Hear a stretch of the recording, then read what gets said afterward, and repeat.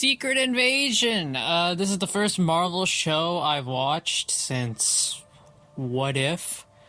And I decided, alright, I'll take a look-see. So I watched episode 1. I cannot confirm if this will be an ongoing review series, because I've only seen the first episode, and from what I've seen, I'm not too interested.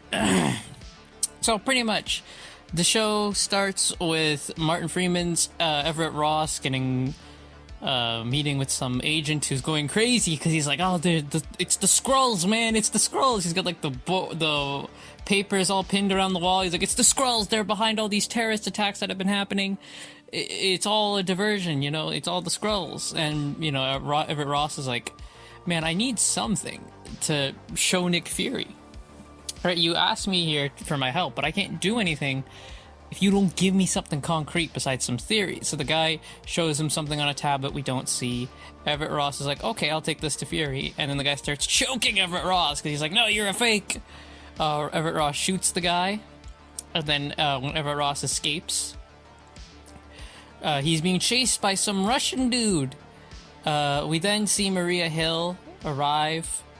And she sees Everett Ross, who has fallen off a roof.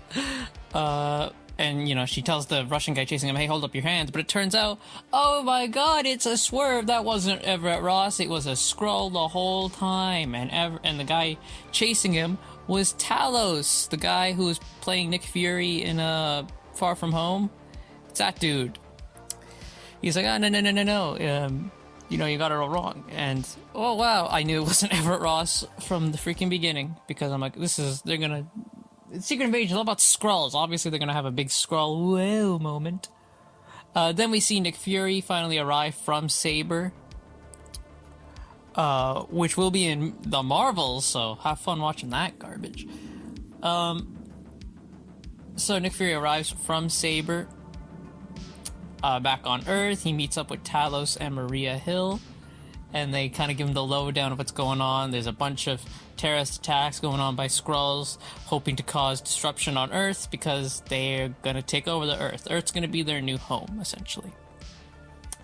And they mention 50,000 times in this episode how Nick Fury, you were never the same after the blip. You're not the same Nick Fury I know. It's like they make Nick Fury some incompetent old buffoon in this, and if this is how we're going the whole show, you can piss off right now, buddy, okay? Sam Jackson's comments that he's made also about Marvel fans ain't helping me on this either. So Nick Fury takes a walk in Moscow and he gets taken surprised by 2 guards because that's what Nick Fury would do. And he meets his old friend Sonya, who's played by Olivia Colman. She was great. For the brief time she was there, loved her. She's sarcastic and witty, so that's great.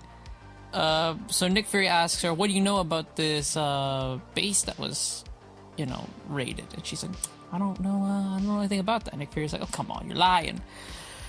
Then we meet, we see, like, where this evil group of Skrulls is. They're taking over, like, an abandoned city that's, like, their base, and they grow, like, Skrull plants and all this stuff. And this is where Emilia Clarke's character, Gaia, is. She's part of this this terrorist group.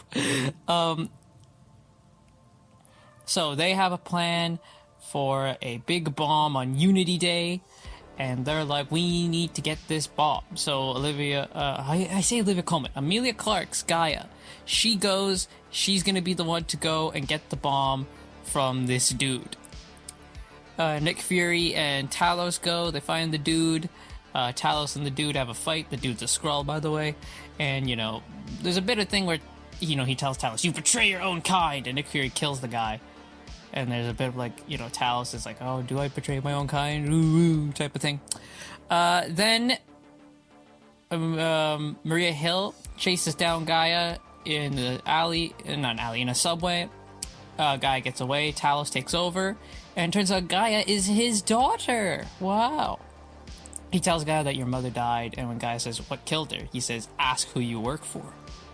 So I did like that bit of tension there between the two. However, when he's a guy, just give me the bomb. you know, Gaia just slaps him and then goes up the ladder and he doesn't chase her. He just lets her go. What are you doing, you moron? No, go after her. She's got a ball. So that night, Gaia does meet up with him and tells him, look, I'm going to be carrying 2 bags. I will hand them off. They have bombs. I'll mark them with some infrared spray for you to do it. So then the thing goes off. She hands the 2 bags off. Maria Hill and Talos go after one. Nick Fury goes after... So Maria and Talos go after the bombs. Nick Fury is distracted. Because he sees like a girl... with a ball that he saw in his walk where he was taken by Olivia Colman's guards. He sees a little girl with a ball there. And he's like, wait a minute. I remember you from my walk. So he follows her. And then he follows... And then that girl turns into a guy he saw at a bar with Maria Hill. And then that person turns into another woman that he saw during his walk. So it's like, no, this guy's been following him this whole episode. This guy is the big boss of the Skrull terrorist group, by the way. And it turns out that the 2 bags Maria and Talos are going after, it's decoys, nothing in it. So boom, boom, big bombs. Everyone's scared, running away. Big bomb. The terrorist attack went off without a hitch. Maria Hill meets Nick Fury in all the chaos, and she gets shot in the chest because it wasn't Nick. It was the evil Skrull. And that's how we end the episode, with them showing Maria Hill dead. But very easily, this could not be Maria Hill, and they're going to do a big swerve at the end. Whoa, she's been alive the whole time, which I don't doubt they tried to do, because they want you to have the big, oh, she's dead thing to start off, but they're very easily just going to pull an excuse out the ass. No, that was a Skrull that we knew this was going to happen type garbage.